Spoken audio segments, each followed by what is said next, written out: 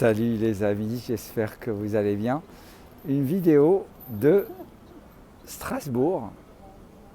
Alors, la ville de Strasbourg a vraiment fait sa mutation écologique. On est impressionné quand on arrive de Paris, c'est de voir tous ces vélos, de voir le tramway. Il n'y a quasiment pas de voitures, honnêtement.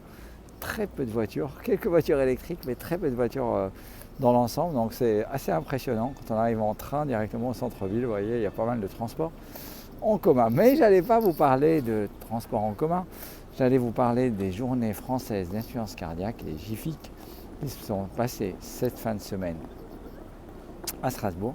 Il y aura peut-être d'autres vidéos. Dans cette vidéo, je voudrais parler de télémédecine et insuffisance cardiaque. Si vous voulez en savoir plus, merci de mettre un grand pouce bleu à cette vidéo pour indiquer à l'algorithme de YouTube que la communauté des intelligents est là.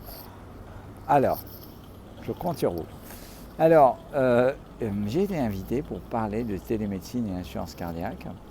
Alors, ce ne sera pas télémédecine des prothèses implantables, que je connais très très bien, que j'utilise déjà largement, mais ce sera télémédecine dans l'insuffisance cardiaque. Et c'est vrai que avec le protocole étape qui a permis de mettre en place un remboursement à la fois pour les opérateurs de télémédecine, mais également pour les infirmières qui peuvent faire de l'éducation thérapie, mais également pour les médecins ou pour les centres hospitaliers qui mettent en place la télémédecine. Et il y a un intérêt majeur, c'est d'éviter les réhospitalisations pour insuffisance cardiaque, puisque finalement, ça va permettre d'une part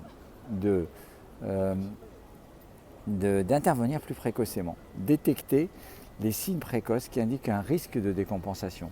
Par exemple, une prise de poids, une dyspnée. Par exemple, certaines des opérateurs envoient des questionnaires aux patients qui répondent de manière hebdomadaire. Et lorsqu'on voit que ces scores se détériorent, on peut identifier ainsi précocement un risque de décompensation. Si par exemple il indique qu'il est plus essoufflé, qu'il a plus de mal à faire ses activités, ou qu'on remarque qu'il a pris du poids par exemple. Donc ça, c'est des petits indices. Vous pouvez avoir également des indices plus évolués, un tensiomètre connecté, un pèse-perceuse connecté, que d'autres systèmes peuvent avoir. Vous pouvez combiner ça éventuellement même avec les données de votre défibrillateur qui va indiquer également risque de décompensation, une tachycardie ou une diminution de la variabilité sinusale. L'ensemble de ces éléments, l'objectif finalement, c'est d'éviter les réhospitalisations et d'agir précocement. L'autre élément que je vois d'intérêt à la télémédecine, c'est finalement l'éducation thérapeutique, d'une part, et d'autre part, l'adaptation des traitements. Vous savez, les dernières recommandations de prise en charge de l'insuffisance cardiaque de 2021 disent que notamment en cas d'insuffisance cardiaque à fraction d'éjection réduite, il faut mettre en place les 4 principales classes, et notamment les inhibiteurs des systèmes réninine-angiotensine, y compris dans leur forme la plus moderne, les bêta-bloquants, les anti-aldostérone et maintenant les inhibiteurs SGLT2 et essayer de les optimiser. C'est vrai que ce suivi à distance permettra de mieux gérer cette optimisation, notamment lorsque cela est géré par des infirmières.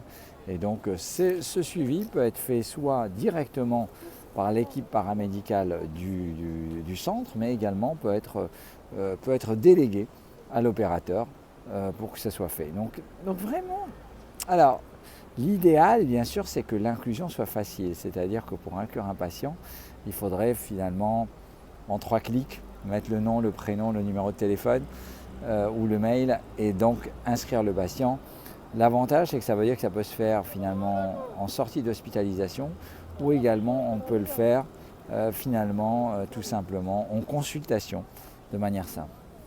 Les critères de remboursement actuellement, alors le protocole étape est prolongé jusqu'en 2023, on verra après, mais pour le moment, pour être éligible à la télémédecine en France, il faut avoir une dyspnée supérieure ou égale au stade 2 et avoir un BNP à plus de 100 ou un NT-proBNP à plus de 1000.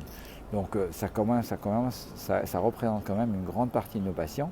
La limite que j'ai trouvée, c'est que chez les patients en consultation, beaucoup venaient sans leur résultat de BNP.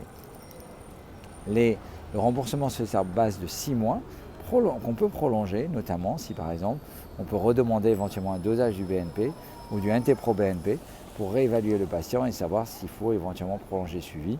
C'est vrai qu'on a des cas caricaturaux, des patients qui sont particulièrement gênés, graves, qu'on a envie de prolonger, ou l'inverse, des patients qu'on a réussi complètement à stabiliser et qu'on voit qu'ils ne sont plus essoufflés, vont mieux, et on voit que leur score vont vraiment, si on classait les scores en vert, orange, rouge selon le degré de gravité, aller plus vers le vert que vers le rouge.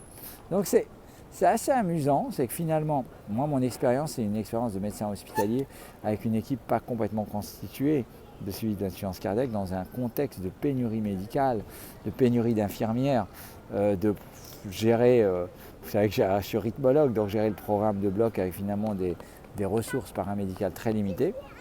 Mais dans la session à laquelle je présente, il y a aussi une présentation par un paramédic et donc il décrit finalement un autre vécu, finalement de l'insuffisance cardiaque gérée par les paramédicaux.